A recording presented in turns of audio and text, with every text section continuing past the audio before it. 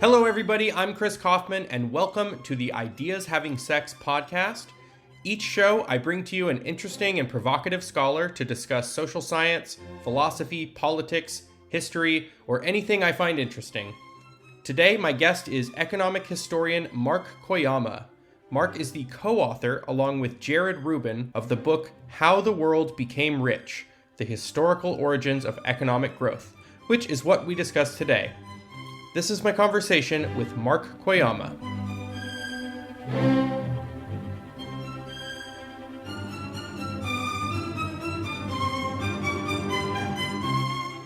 Mark, welcome to the show. Chris, great to be here.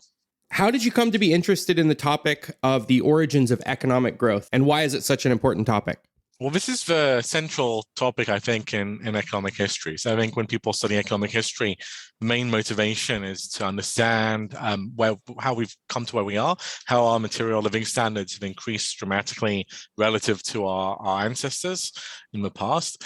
And the Industrial Revolution looms very large in economic history, but it's also now become a more global question. So it's the question isn't just how did Britain get the Industrial Revolution, but how did kind of economic growth arise in general? How did it spread?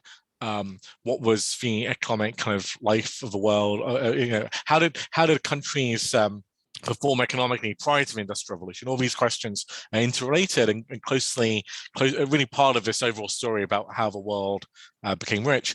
Specifically, I've long taught a course on economic history, and that course has always been built around the question of how we got rich or how the Industrial Revolution began. And I think Jared, my co-author on this book, has also, he's been doing the same. So we've both basically been, for more than 10 years, or roughly 10 years, been teaching this type of course to undergraduates who are not necessarily economics majors, people from a broad array of backgrounds, and they find this question pretty compelling and pretty interesting. And the book then emerged, I think, out of how both Jared and I taught these courses, and then when a publisher was interested in kind of taking this on as a book project, we leapt at that opportunity. So if you're teaching courses to non-econ majors, you might have a pretty good answer to this question. I think the average person might have a hard time believing or understanding the concept that the world is rich. The book is called How the World Became Rich. Can you clarify that claim for someone who might be surprised to hear that? Historically, it's undoubtedly the case that both measured by obviously total GDP, but also per capita GDP, we're far richer than we've been at any other point in history, and orders of magnitude more relative to before the Industrial Revolution. I think one reason there are two parts to this. One which is easier to believe, and the one which is easier to believe is that we're much richer than our ancestors, say in America or the United Kingdom or Western Europe. We're richer than our ancestors were 100, 200, 300, 400 years ago. I think that's easier to believe, even though some people are worried about the stagnation of living standards in the US in, say, the last 20 or 30 years. I think that's easy to believe. What people find harder to recognize, or what's less well recognized, is that actually the world as a whole has gotten a lot richer. So often we're influenced by the view we had maybe growing up, or this idea of the term the third world, or pictures we see of kind of people in dire poverty and starving in some of the poorest parts of the world. We don't quite recognize the progress which has taken place in, say, a lot of Africa in the last 20 years. So it's no longer the case that most people live in absolute poverty in the world, and it's a small minority in just very rich countries who live in affluence. Actually, the majority of people live in middle-income countries. So countries like China or Brazil. And obviously, there are a lot of poor people in China and Brazil, or a lot of poor people in India. But the average person in China or Brazil is much richer than the average person in England in 1700. And the average person in a wealthy Western country is just orders of magnitude richer than almost anyone. 18, 20 times if you're going by measured GDP. Now, there's some limitations with obviously using measured GDP because, in terms of, say, medical treatment, the richest person in the world in the 18th or 19th century could have died from, an infected wound, which we would cure with penicillin. Even the richest person in the past didn't have access to the technology we have access to. And so by some measures, say access to healthcare, even an average person in a rich country today is a lot richer than a very rich person in the past. Yeah, you spend some time reviewing the ordinary medical family tragedies that would still befall wealthy, noble and royal families hundreds of years ago. Despite their wealth and their status, they might still lose 7 out of 10 babies that were born. Yeah, so that's an example of Queen Anne, who famously lost or none of her children left to adulthood. So that would be routine occurrence, even amongst the richest families, that most of their children or many of their children would not survive childhood due to just either the dangers of giving birth. Basically, for women, getting pregnant was almost like going off to war. Like you had a non-trivial chance of not surviving it, and then children died in abundance in the pre-industrial world. And so, obviously, that by those dimensions, we're definitely richer. But even by more conventional monetary metrics, we're still much richer than we were in the past. Can you set the stage for why this question, the question of explaining how the world became rich, why is it such a puzzle? What would a good explanation, what facts would a good explanation have to grapple with to satisfactorily explain this puzzle? So I think we're attuned to think about the world in a zero-sum fashion.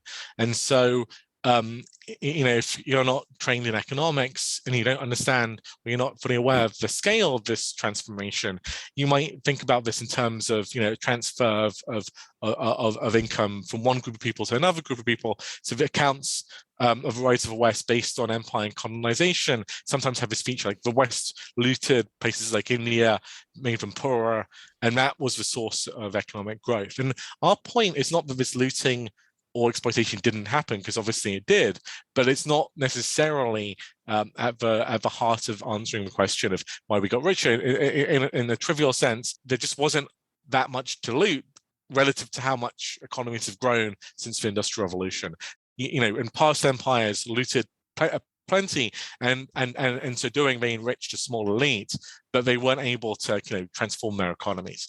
That's part of, I think, how some people think about it. The other way people think about it is if it's somehow just a function of, say, technology, or just a function of just capital accumulation.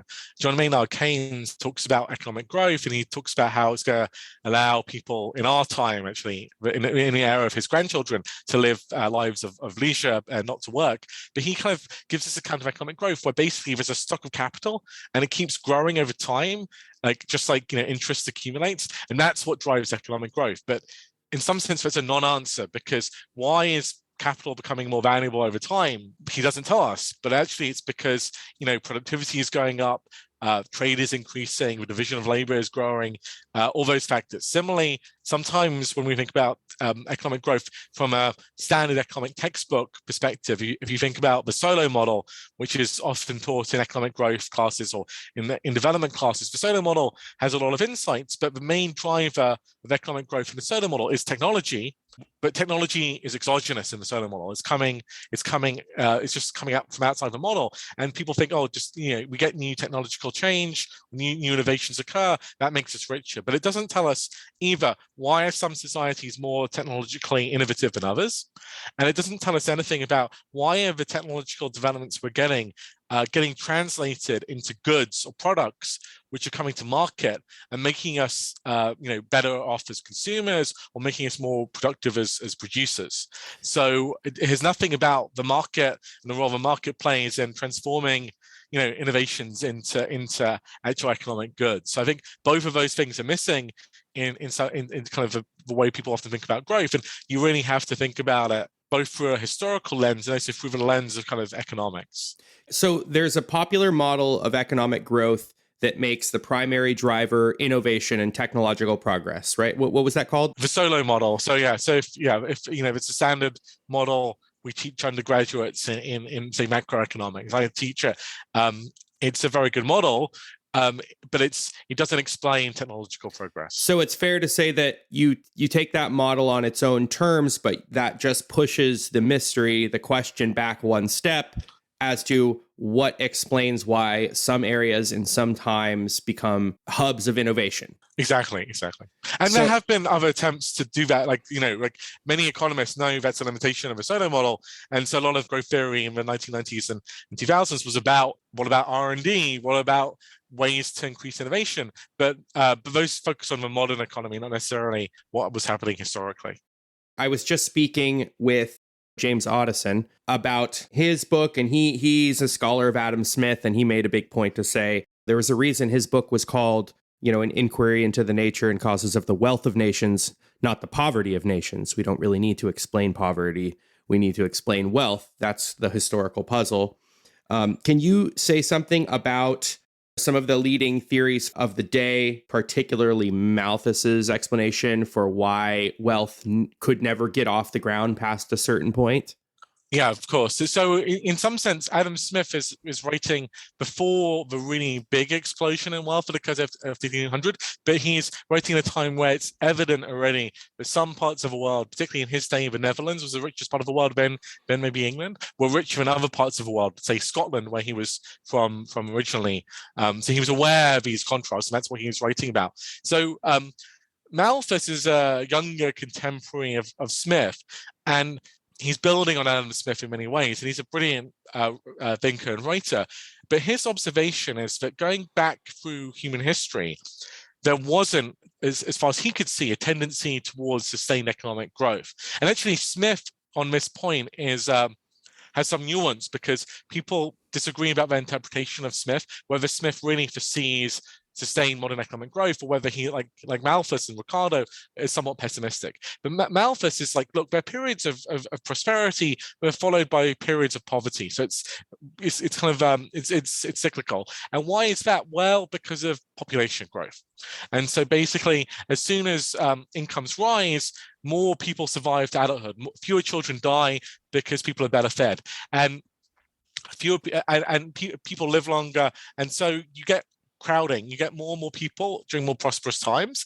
And he was working with an economic model where he was thinking about most people as being farmers, most people being peasants living on the land. And so if you think about what determines the productivity of a farmer on the land, well, particularly what economists call their marginal product, well, the marginal product is highest when you've just a few people working on that land. But as you keep adding more and more peasants to working a fixed plot of land, the marginal contribution of each additional peasant working the land will go down.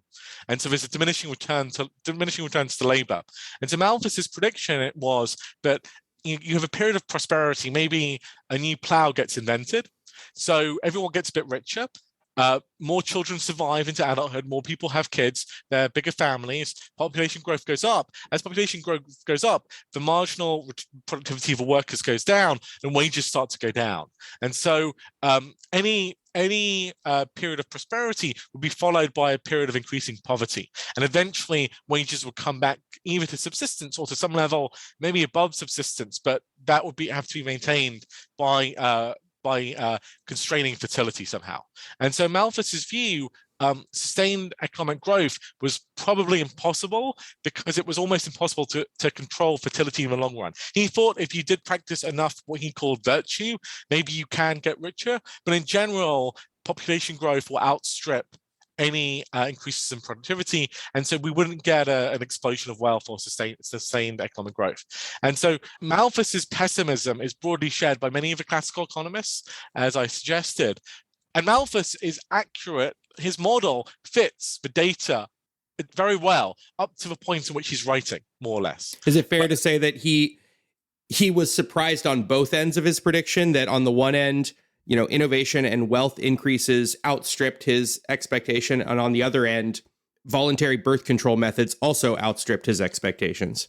Yeah, I think so. I mean, he's not explicit about how fast technological growth will be. That he rules out more rapid growth than he'd seen. But yeah, he certainly. And what he doesn't necessarily predict is what's known as the demographic transition. The idea that once people reach a certain level of income, they both have the desire and also the technology potentially to limit limit fertility. And so you see that beginning first in France, actually around about the time Malthus is writing, but only in England, really after 1860, 1870, you get families diminishing the number of children they have for a variety of means, not necessarily modern means, but they're spacing or they're practicing some kind of basic birth control, which doesn't eliminate pregnancies, but it reduces the probability of pregnancies. And so you see the family size start to go down, and that's actually key to the really rapid increase in incomes per capita you start to see late 19th century, early 20th century.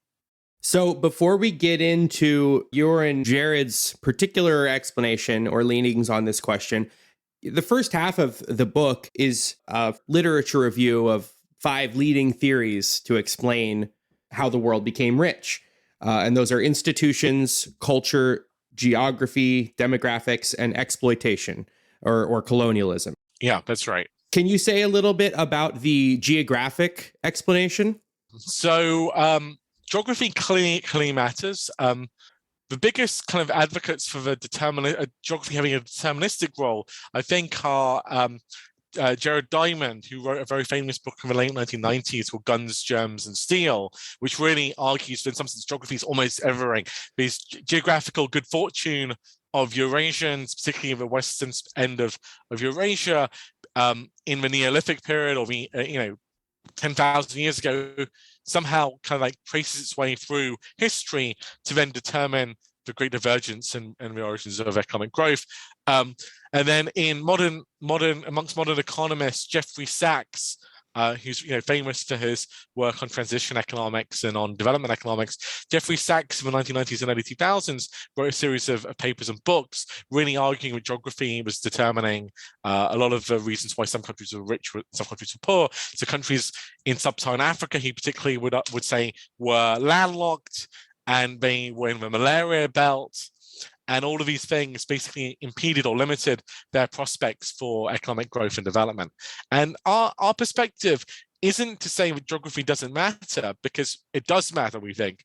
And we outline all of these ways in which geography does affect economic outcomes. So it is indeed true, but if you're landlocked, then you don't have access, and you don't have access to a port, then it's difficult to, say, export textiles. So if you think about how Bangladesh has kind of ascended the ranks of countries, and is no longer a very poor country anymore. Bangladesh is where a lot of our t-shirts and jeans and so on get made, and Bangladesh is fortunate in some sense because it's on the coast. Unfortunate for other reasons. It's vulnerable to climate change, but because it's on the coast, it can export goods which are low value and high volume, like t-shirts. Whereas if you're, Botswana, another relatively successful developing country in Africa, it's difficult to do that because it doesn't make sense to commission planes to transport cheap t-shirts to the marketplace, whereas it does make sense to carry them in a cargo ship. So geography matters. Now, many ways beyond the ones I've suggested, but geography struggles with 2 things. One is the timing of economic growth. So, some countries are more favored by geography than others. England is more favored than Botswana, let's say, but that doesn't tell us why economic growth begins in England in 1800 and not much earlier or much later. And the other thing which geography struggles with are reversals of fortune. This is something that Darren Acemoglu, Simon Johnson, and Jim Robinson emphasized in the early 2000s. But if geography favors one region on another, it can't explain why that region once was richer than another and why they suddenly switch positions. So Mexico, what's now Mexico, and what was the Aztec Empire was more economically developed than what's now the New York region in 1500. But now it's switched around. It's switched around in the 19th century or 18th century, but geography doesn't help explain that. So that's one. And then the other one, just to finish, is geography can be adapted, right? Geography interacts with other stuff. You can invest in infrastructure to improve your geography. And so there's an extent to which geography may matter, but it may matter according to how it interacts with other factors like institutions. There was another element of geography as an explanation, which I think still struggles with the same explanatory variables you mentioned. I don't recall having read this before, but it was interesting. how latitudinal versus longitudinal a land area or a continent is. So like Eurasia is wide across, which means large swaths of human settlements are on relatively similar climates, and for that reason can maybe interact with each other more readily, whereas the Americas and much of Africa are more longitudinal, and so they span very many diverse climates, possibly making it more difficult for people to interact with each other, which is kind of what you said. It's geography interacting with another factor. It's geography interacting with the ease with which humans can interact with each other. Yeah, so this is a thesis made famous by Jared Diamond, and it's explaining why, like, so the Mayans had like certain technologies, but they didn't move far, like across North America or South America. So, technology in the Americas was very localized. It didn't spread very far. Whereas in Eurasia, you see technologies diffuse, say agricultural technologies and know-how diffuse faster. And the hypothesis, which I think is supported by the evidence, is that it's because when you move north to south, your climatic, your climate just changes really radically. But when you move east to west, it doesn't change as much. And so crops which work in kind of, China might also work in Iran and parts of Iraq. They might also work in Turkey and Italy. And so that partly explains for why once agriculture is invented, it diffuses much more rapidly in Eurasia than in the Americas, and other technologies obey a similar pattern. Another one that has received some popular press today is exploitation or colonialism as a model of why certain parts of the world became rich. The 1619 Project and the New History of Capitalism movement, I think, digs into this explanation a lot. Can you say something about the strengths and weaknesses of colonialism and slavery and exploitation in general as an explanation for why some parts of the world became rich? So what I should emphasize is an important part of the economies we're observing is the fact that they were involved in colonial exploitation and in, say, the slave trade. What we're definitely not saying is this was like irrelevant to understanding 18th century England. 18th century England is full of people who got rich either by looting India. There's a family of prime ministers, William Pitt, the elder and the younger, and the granddad of the younger Pitt is called Diamond Pitt because he brought back a really big diamond from India. And the Caribbean is also another source of wealth for English elites. And there's some ongoing research I saw more recently since writing the book, which does suggest that it could have played a role in some of the economic development going on in England, this source of wealth English elites have in the Caribbean. And so it's definitely playing a role in the economy. The question is, other economies also have access to a lot of colonial riches. Spain is a classic example, as had previous economies. And so how closely do we tie in that kind of colonial exploitation and enrichment with the specific things that we think are driving the Industrial Revolution in England? So that's where the kind of the crux of the argument is. And some of the people in the New History of Capitalism try to do that. And so one example is Sven Becker, who argues that cotton textiles was crucial. Now, that is the most plausible one in the following sense, that cotton textiles was a key industry in the Industrial Revolution. And so they did need a supply of cotton, raw cotton, being supplied to England that they could then spin and then turn into textiles, which they would then sell. Now the question is why do they need slavery or not need slavery? American slavery, slave-produced cotton, comes online a bit late. It's after Eli Whitney invents the cotton gin. So it's really a 19th century phenomenon, not an 18th century phenomenon. And the issue is what would have happened if that cotton supply had been cut off? And the general answer most economic historians give is, look, India produced cotton itself, Egypt produced cotton. Now, it would have been more costly to use than American cotton. So you can imagine a world where there isn't the slave-produced cotton coming from the Americas. And that's a world where the machines have to adapt slightly. There's a lot of technical details I won't go into about the different threads and different quality of cotton from different parts of the world. But they would have adapted. The cost of cotton might have been a little bit higher. That means the cotton sector in England is a little bit smaller, but England still becomes an industrial economy. steel is still being produced. The cotton sector is still growing. There's still a massive cotton industry. It's just got slightly higher input costs. So it's very hard to say that the cotton textile industry or industrial revolution overall hinged crucially, critically, in some meaningful way on the existence of slavery or not slavery. And as we know, once slavery was abolished in the South still produced cotton, right?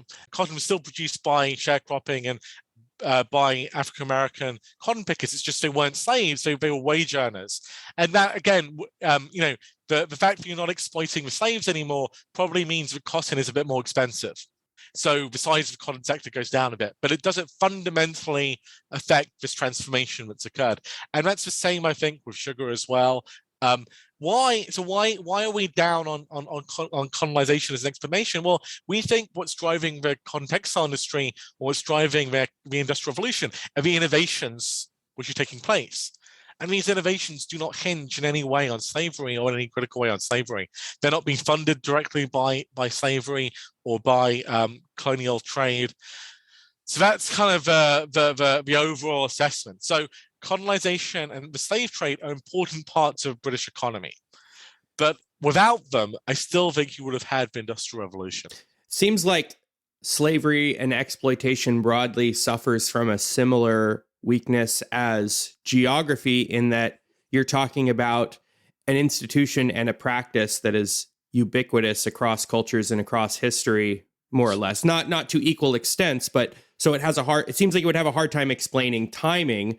I guess the argument would be the Atlantic slave trade in particular was a boost to and this particular era of colonialism. But I don't know, is it really obviously true that there was more slavery or more colonialism there than there was in the Saharan slave trade or other slave trades throughout history? I don't know the answer to that. Maybe it is. There's some special features of the transatlantic one, which might, you could argue, play a role. One is the triangular trade and the particular sugar nexus that's argued to be crucial. But yeah, you have to make special arguments because slavery was ubiquitous in the ancient world. And if anything, historians think it had a negative effect. It disencouraged industrialization.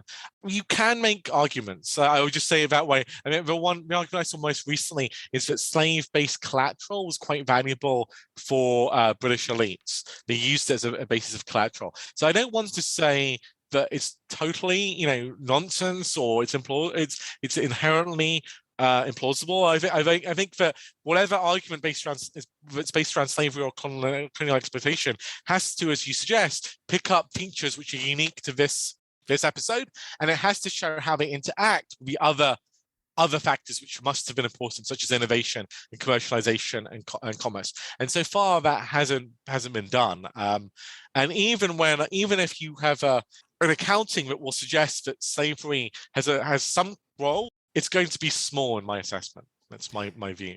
How do you think those scholars grapple with it seems apparent to me that the parts of, say, the United States most associated most densely with slavery are not what you would call the wealthiest or most enriched part of the United States. The Deep South is much poorer than parts of the United States that abolished slavery sooner. By saying that even the northern economy was enmeshed in the southern slave system. So they say, look, yeah, they're part of one economic system. The South is using the slaves to produce the input, say the cotton, and the northern factories are benefiting from that. Or they'll also say slave exports were then critical in supplying, the capital for industrialization. Or they'll say slave wealth was collateralized, and that led to financialization and financial development. Now, so they do have arguments, I think, around that. Nonetheless, they don't deal with the fact that the South had no cities, right? So there's a book, and the author of the book is, I've just forgotten that for a second, but there is a book arguing that in the South, at least, it really had a ruralizing effect. There were no major cities. Richmond or Atlanta or Charleston were trivially small in 1860 relative to the northern cities. So what I'm saying is they have some arguments for why slavery in the South wasn't associated with industrialization. They want to argue it benefited the North.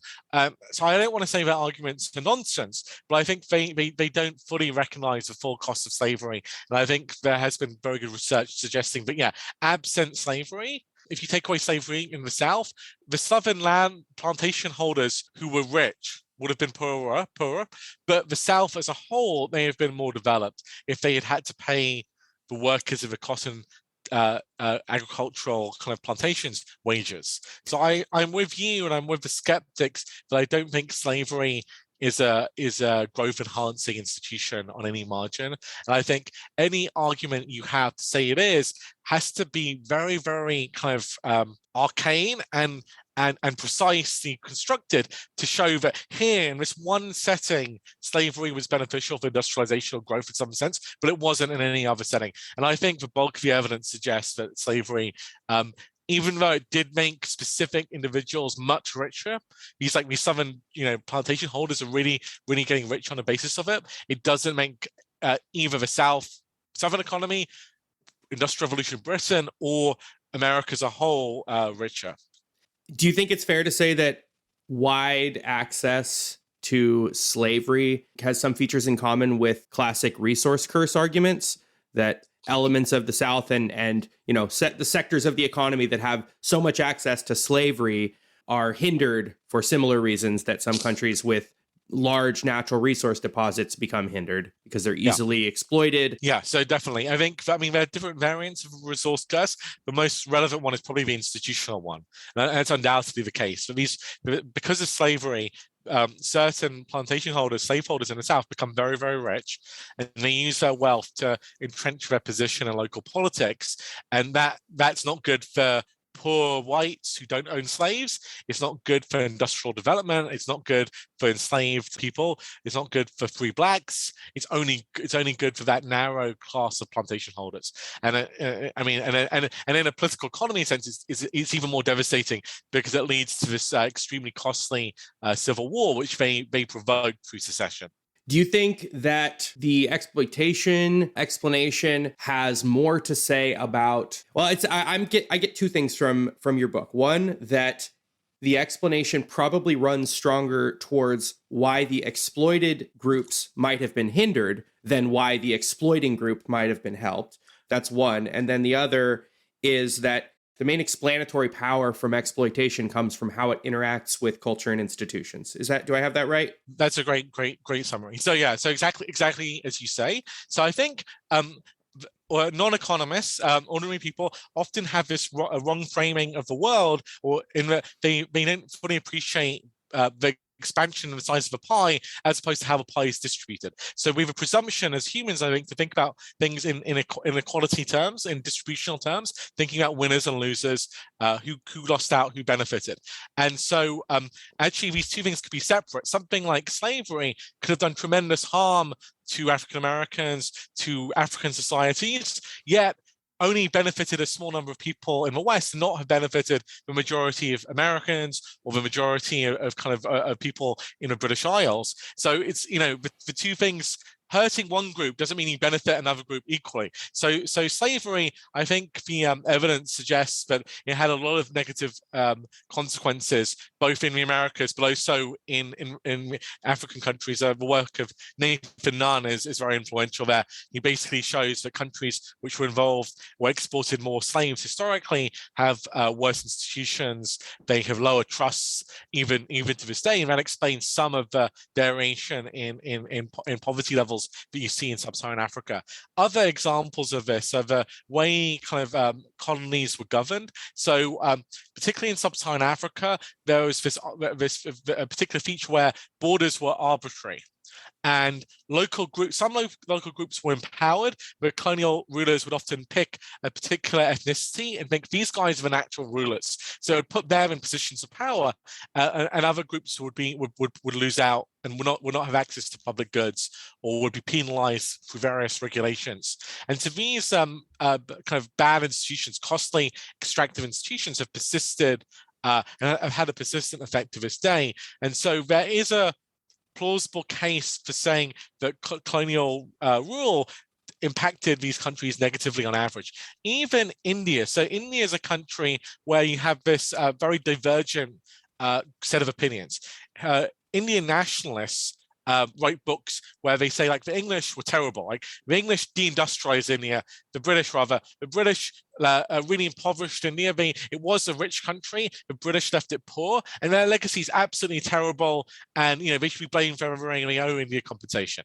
On the other hand, you have kind of colonial apologists who say, look, India was really well governed by the British, they brought it peace, they built railroads, these railroads a lasting legacy of colonial rule, and it's really good for India, and the Indians should be everlastingly grateful for the British. They left it rule of law, they left it democracy, and so on. And I think a lot of empirical research has gone on, and it's fair to say that both perspectives are wrong. It's the case that India was in economic decline before the British took over. The economic decline of India was partly what allowed the British to take it over. And so the story where Britain deindustrializes India is kind of a side note. It happens, but it happens really because British technology is just better by this point, and they're outproducing the Indian producers. So there's nothing really malevolent about this. I mean, British do impose free trade on India, but the story that Britain really made India worse off is not really plausible. But the idea that Britain benefited India is also not consistent with the evidence. What you see in India under British rule is very slow economic growth. Per capita incomes barely rise. They're still vulnerable to famines. They do build the railroads. The railroads are good. They help integrate markets. They help the economy develop. But in other respects, they don't do very much. And so, it's hard to say that on net, colonial rule is particularly beneficial for the average Indian.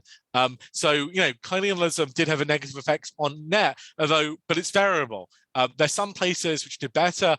Parts of Africa seem to have done quite well under British colonial rule, but other parts did terribly under the Belgium rule in the Congo. Was absolutely devastating and a human rights tragedy and almost basically genocidal. So the picture, when you look historically, is a mixed bag. But I don't think people should claim colonial rule on net was anything good, although there were good elements to it. But it's also not responsible for the Industrial Revolution or fully responsible for why these countries remain poor. They were poor before the various colonial powers arrived.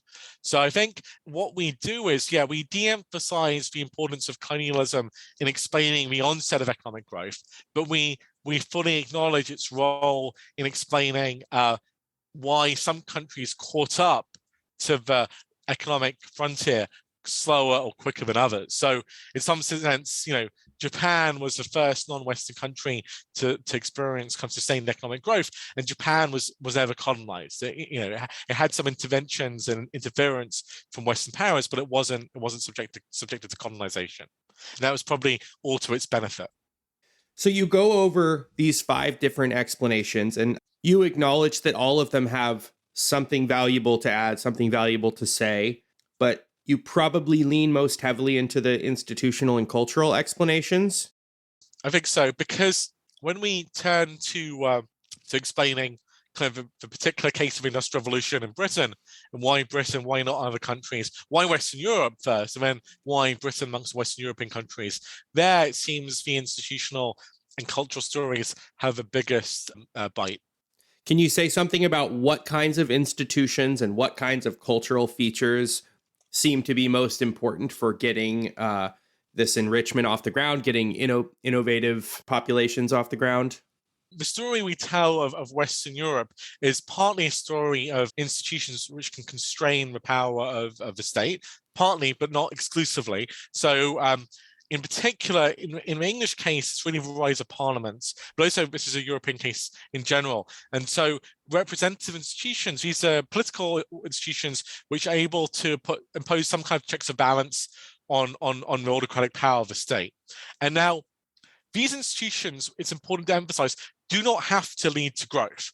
And so there are plenty of examples of European countries, Bohemia, Sheila Ogilvy has written about this, or Poland. So there's no sufficient condition. You constrain the state and you automatically get growth, because these parliaments, these representative bodies are really representing elites.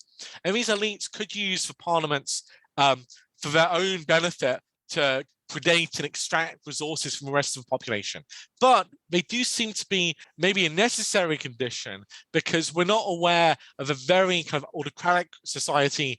We don't think a totally autocratic society would have been able to generate the innovation that we see emerging in Europe and England in the 17th and 18th century. So part of the story is institutions which constrain the state, not exclusively, not always, not in all cases, not on all times. But when we think about the contrast between Europe and China, China has property rights, at least functional ones. It has markets, it has trade. But the big difference between Europe and China is that in China you have an emperor who can basically do what he likes, more or less. He's constrained to some degree, but not anything like the degree European rulers are constrained. So that's part of it. And then going alongside that is some measure of a rule of law, some measure of protection of property rights. Again, all of these things are kind of messy. We don't want to claim that the institutions that England has in the 17th or 18th century are ideal or, always good, but they seem to be flexible enough to allow parts of the economy to develop relatively unimpeded from intervention by kind of people who might want to shut them down. Culturally, the real kind of key thing is a culture which encourages innovation. So this is really where the work of John McKeer plays an important role in our work. So there are many cultural correlates of economic growth. The issue sometimes is discerning the chicken from the egg. So some cultural traits might emerge because of economic growth or as well as cause it. So it's very difficult to unpick causality here. And some cultural characteristics may not be that important. We don't think necessarily that Weber's concept of a Protestant work ethic is as important as people used to think, but a culture that encourages innovation and is open to commerce and the market seem to be important. But of course, these don't emerge without an economy which is commercial and innovative. So it is a chicken and egg problem. So here, McCloskey emphasizes particularly a rhetorical shift to valuing bourgeois virtues more.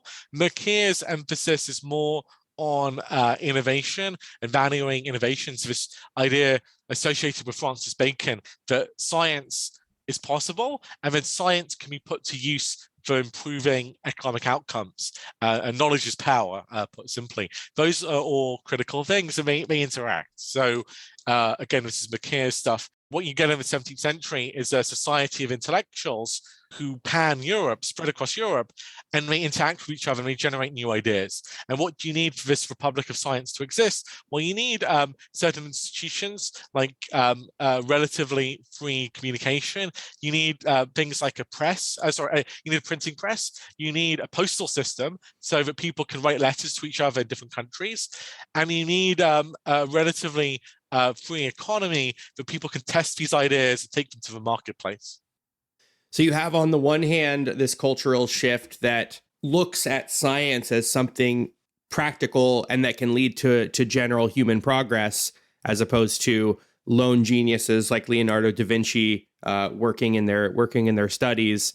And on the other hand, you have a cultural shift that starts to admire and think highly of commercial activity and innovation and entrepreneurship. A lot of people don't necessarily know how much, throughout the ancient world and the medieval world that, merchants and commercial activity, even if it made you wealthy, was not a noble or admirable field. I don't know if you want to say more about that, but that it was by the real elites of society often looked down upon. How much we look down upon it is always hard to know because it's always been somewhat tainted. There are certainly in the Middle Ages, it was illegal for French nobles to be involved in trade and commerce. Similarly, Roman patricians were not allowed. So there's always been commerce and trade, but it was looked down upon. And the argument is so long as it was looked down upon, it's somehow self-limiting because people might exit commerce once they become successful. Now, I buy this cultural shift argument. I'm not always convinced how much explanatory power it has, because even in England in the 19th century, after industrialization, you still see some of these attitudes, right? You see the contempt the old aristocracy have for new money. So these attitudes are very slow to change. But there is certainly a change about the role of trade and commerce and the value it can have. Yeah, just to illustrate, the Vikings, like in Viking times, like if a man wore some treasure or jewelry, the question is like, did you buy this? That would be shameful. Did you take it from an enemy you killed? That's virtuous. Obviously. That attitude, in some sense, had to be transformed for commercial activity to become high status. But even now, people sneer at the rich, or they sneer at they campaign against tech innovators because somehow how they got their wealth was ill-gotten. They think so. These attitudes are still with us. So they did change. The question is how much that change explains the modern world. So if you were to just summarize relatively quickly, what ultimately is your short explanation for how the world became rich, or what factors were the most important? I know there are a lot of preconditions you talk about. Exactly. It's not an answer. It's not an answer in the book that you can give in a sentence. The short answer is innovation, right? That's the one-word answer, but the one-word answer doesn't tell you very much, because it doesn't tell you why and when innovation occurs in the 18th century in England and not elsewhere. So the short answer is innovation. The longer answer is to say there are a lot of preconditions which we document, as you just said, which make England a possible candidate. There have been other possible candidates. Renaissance Florence was a possible candidate. Song China was a possible candidate. But England, by 1700, it's relatively urbanized, it's commercialized, it's a trading economy. It has these institutions which are constraining the king. It has a large number of people involved in commerce and trade and the marketplace. So it's in a good position. But what makes it special? Well, innovation. And I think here there are two explanations, leading explanations. One is Bob Allen's explanation, which is about particular configuration of what he calls factor prices. So the price of labor relative to the price of energy and machinery, and that has to be high enough. And if that's high enough, it really pays to do labor-saving innovation. So that's history for why of these candidate societies which could have industrialized, Britain is the one which does.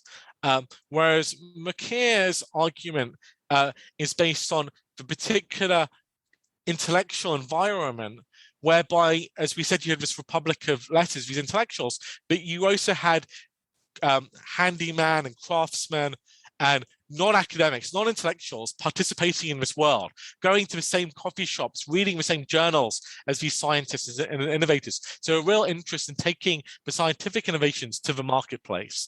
And he's now adding to that explanation by saying that England really had a very uniquely skilled workforce in 1700.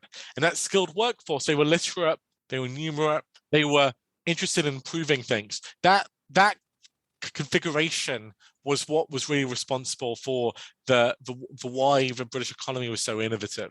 And so some combination of these factors seems to be decisive. Are those two explanations, they almost seem like they are just different sides of the same explanation of having a highly skilled workforce, because the highly skilled workforce has high wages, which makes it pay more to innovate capital innovations, so that you can have a more capital intensive rather than a more labor intensive operation. And on the same side, the highly skilled workforce is poised to take advantage in practical tinkering ways of this new culture of science and progress that's pervading. And I think that's exactly right. And I think so they are complementary. The thing is when authors come up with theories, they tend to want them to be the theory. And so Robert Allen and John McKeer have argued about this, and they criticize each other's arguments. And so Robert Allen in his book argues, he tries to look at the intellectual collections of the people doing the innovations. He wants to say, look, these guys are really not involved in the Enlightenment very much. But it turns out other people have shown that sample is too small, and they probably were. But you're right, they're complementary, I think. And Alan's argument, which is like, it begs the question, how did England come to have this configuration of a high wage economy and cheap energy? And McKeer can sometimes explain that, because he can say they're high wage workers because they're highly skilled. So I think they're complementary. And on some level, you're always going to be able to push the puzzle back one step, and you have to kind of cut the book at some point. Say, well, innovation was the answer. Maybe that's the obvious answer. Well, how do we explain that? You've explained innovation with this highly skilled workforce to some extent, plus all of these preconditions. We could ask about how all the preconditions came to be. Is it to some extent that, the world was just waiting for all of these preconditions to kind of happen to coalesce into one area and then get lucky? I think so. So, you can imagine a world where they're just some massive exogenous shocks which knocked the British economy back in the 17th or 18th, in the 18th, 19th century. And so the Industrial Revolution just doesn't happen. But I still think at this point, if you're running history, the Industrial Revolution happens in Europe. Just happened not in England, maybe because England gets, a natural disaster destroys Manchester and London and Leeds. But I still think you get the Industrial Revolution 50 years later in France, say, or in the Netherlands, 50, 60, 100 years later. So I think by this point, enough of the conditions were in place for it to occur. Now, if you don't have Europe, then I don't think it necessarily occurs for hundreds of years, maybe. So that's kind of a level of contingency. I think makes sense. How does the simple presence or absence of warfare for long periods of time fit into this explanation? And which explanation does that maybe fall under, if it does? So Europe is a very warlike polity, and so the question is so war is very costly, it's very destructive, uses up a lot of resources. So I would not say that war is spurring a lot of innovation at this point, unlike, say, in World War II, in my view. There's some disagreement on this. Patrick O'Brien is writing a book about the British Navy, and he wants to argue the British Navy really was an important input into the Industrial Revolution. It's training a lot of people and so on. And then that would be a direct link between warfare and industrialization. But setting that aside, I don't think there's a direct link. The war is destroying resources. It's very costly, these wars. The Napoleonic War really is a massive setback for the Industrial Revolution for Britain, in my view. But warfare is a product of Europe's political fragmentation. And Europe's political fragmentation does matter for industrialization, in my view, because the presence of multiple competing states in Europe relative to a single state in China, I do think helps to explain why Europe is more innovative and dynamic than China. So I would say warfare itself is probably a negative, but warfare is a consequence of political fragmentation, and political fragmentation is a positive. To be clear, that's a very relevant and interesting answer. But to be clear, I was actually asking about the positive elements of the absence of warfare, as an explanatory factor of some cities being exposed to long periods of peace, so that commerce and science becomes a worthwhile pursuit in the first place, as an explanation. So that holds for England. Rest of Europe has a lot of fighting going on, but holds for England. England doesn't have any war in it, apart from a civil war, which is quite extensive and hard fought in the mid 17th century. Then from then onwards, there's a little bit of violence during the 1680s. There's a battle in Cornwall, and then the only other violence you see in the lead up to the Industrial Revolution are various Jacobite rebellions from Scotland coming into England. So they're occasional, and when they happen, they scare people. But by historic standards, England is very peaceful. And do they even affect the cities that become the hub, Not the industrial hubs? The Jacobites go quite far south. I think they fell in Derby, but in general, no. So in general, it's a peaceful society. It's war. England's always at war, but the wars are outside England. So yes, you can go off and fight. You can go, fight the French in India or in the Americas, or you can fight in the Netherlands, but you're not fighting on English soil. And so that does mean that these, it's a peaceful economy. People can devote themselves to the fruits of peace, to innovation, to improving their mechanical skills and working as shopkeepers and so on. Yeah.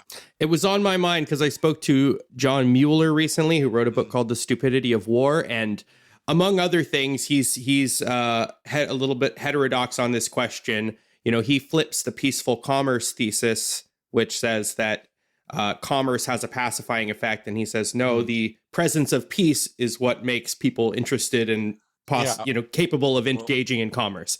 I was curious about if that.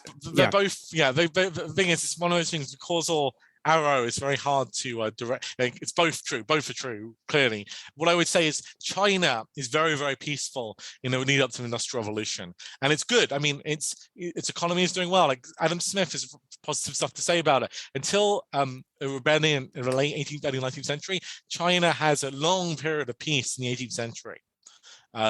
Equivalent to England, and it doesn't grow.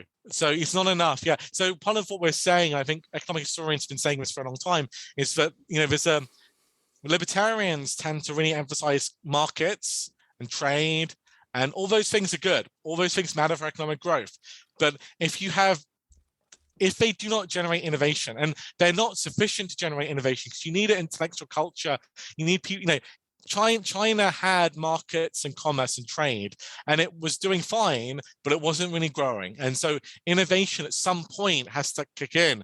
And of course, commerce and trade are conducive, they're inputs into innovation, but I don't think they're sufficient on their own. So you need this intellectual, cultural side of the story.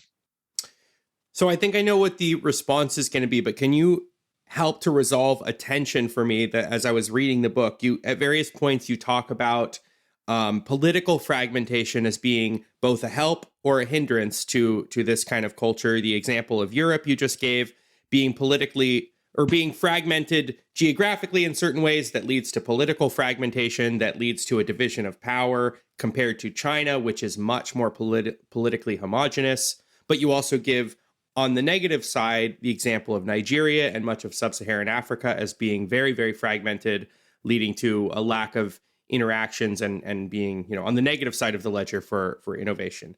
Can you say something about that tension and how you resolve it? So all else equal, fragmentation is costly. If in a static sense, right? If you think about Roman Empire versus medieval Europe, Roman Empire was, trivial tariffs between cities, basically no tariffs, basically the same interchangeable legal system. And so, it was like modern America, right? Modern America, it's very easy to trade with crap technology, but modern America, it's one country, very easy to trade across all the EU now, right? Very easy to trade. You have similar regulations, similar laws. It's good for Smithian growth. It's good for trade. It's good for markets. So by this logic, all political barriers, any political barriers, to the extent they mean different regulations, different taxes, different legal systems, tariffs, barriers to trade, are going to limit the scope of a market and be bad for economic development in some basic sense, trivial sense. So you think that medieval Europe is really disadvantaged compared to either the Roman Empire or compared to China by being so fragmented. And let alone, let's factor in that when you have borders in different countries, you also generate a higher probability of armed conflict. You can, which was common in the Middle Ages. So borders should be bad, and they probably were on all those dimensions. On the other hand, if you have a single empire, if you do one thing that offends the emperor, Ovid offended Augustus, he was sent to the Crimea, to Ukraine basically, or if you're a Chinese scholar and you offend the emperor, you have nowhere to go. You've absolutely nowhere to go. Whereas in early modern or medieval Europe, if you're Descartes and you offend the French king, you go to Amsterdam or Sweden. If you're Hobbes and you need to get out of England in the 1640s, you go to Paris. If your books can't get printed in Rome, maybe they can get printed in Venice or Cologne. So innovation really requires some exit valves, some fragmentation. It requires different people to try different things, different states to try different things. And the competition between states, even if it leads to war, which is costly, can generate innovation at the level of a political level. And so it's one of these things. I think that the static costs of fragmentation are high, the dynamic benefits of fragmentation are great. And so this plays out differently in different parts of history, in different times. I think in different times, the trade-off will push you in different directions. But in the long run, Europe seems to benefit from being fragmented. But that doesn't mean fragmentation is always in every way a good thing. Good answer. We're coming to probably finishing up pretty soon, but I wanted to ask a few more big picture questions, or maybe some questions about the contemporary world. You've talked about the origins of economic growth and why it started when and where it did. But then a good part of your book also talks about why it spread when and where it did spread. You mentioned Japan, but you also mention the Asian tiger economies. Can you say something about why the growth of the so-called tiger economies was difficult for economists to forecast? So the East Asian countries grew pretty impressively in the late 20th century, early 21st century, and caught up with many parts of the rich world. But this was not predicted by economists at the time. Why did they make this mistake? Well, I think they were entrapped in a kind of this view I described earlier, a view that William Easterly calls capital fundamentalism, where they kind of thought about the capital stock as somehow being crucial, or they had very deterministic views about how growth occurs, which countries are liable to grow. They, in particular, had a overly rosy view of command economies, and they also had a view about state intervention in kind of getting your industrial sectors going, so-called import substitution policies. And so all of those things made them think that economies like Brazil or India were well placed to grow, and they were more skeptical of kind of smaller countries like Taiwan or Singapore. And Korea looked devastated by war. They didn't necessarily foresee growth in South Korea. So these countries were eclectic. They didn't follow like an ideological blueprint. So that's to say, Hong Kong and South Korea look quite different in their economic policies. Hong Kong, with the exception of its land markets, is pretty free market. South Korea had a lot more state intervention. So I should say that, like, predicting the success of this region was not obvious ex ante. What explains their growth, I think, what's common to all of them is several things. One is they're small and they were export orientated. So being export focused, why does that matter? Well, it turns out that one of the big costs of intervening in a domestic sector or protecting your own industries is that generates insiders and monopolies and what economists call rent seeking, and leads to a lot of corruption and a lot of wastage. So that type of corruption and endemic rent seeking occurred almost everywhere where states intervened in their leading economies. It didn't occur to the same degree in the East Asian countries, not because they're less corrupt or more virtuous, but because they're small, they had to engage in international competition. So the fact that Samsung or Hyundai were entering international markets by the 70s and 80s kind of kept them honest. So being export orientated was a common denominator amongst these countries. And the other common denominator was a focus on human capital accumulation, on educating their workforce. And so that was also a critical element of their success. And so those two things combined really helped them get going.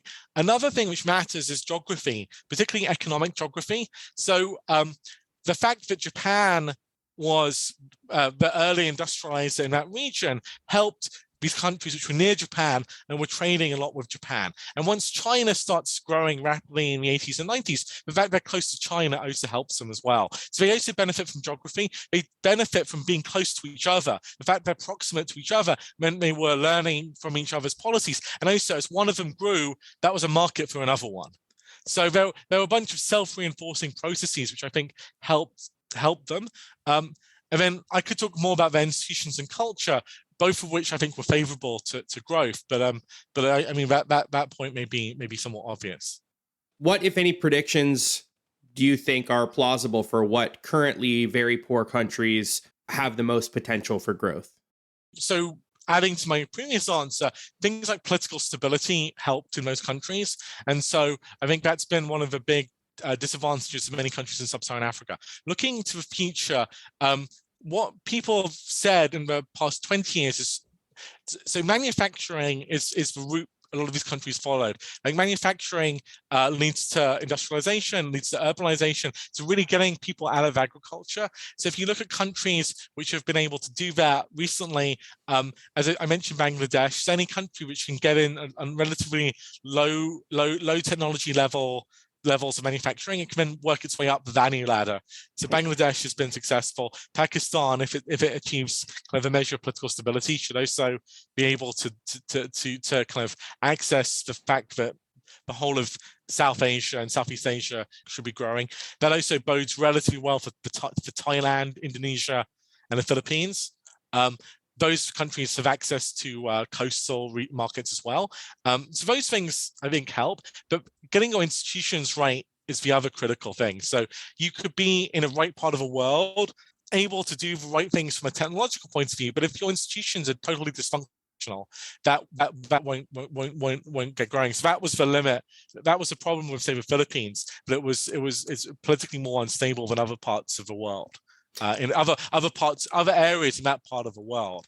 So looking across institutions, you can see that Latin America's improved a lot since the 70s and 80s, but they're still subject to kind of the election of popularists who often reverse the improvement in institutional quality you see from the technocrats. So that's the big disadvantage they face. Nigeria is another country which has a huge amount of potential, but it's always been hindered by its institutions. Speaking of institutions, do you have anything to say about the possibility of charter cities as a vehicle for improved institutions?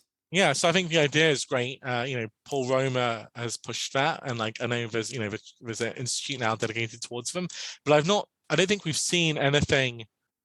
I'm skeptical that a country which is dysfunctional institutions, can it commit to allowing a city within that country having good institutions? That's the kind of that's the very big question, difficult. I think. There's one trying to get off the ground in Honduras that's probably the most promising example I'm aware of right now, called Prospera, but the government has been turned over and the political instability is hitting them, and there's court battles about whether or not they're going to have their 50-year lease honored or. Oh, yeah, that's exactly the issue.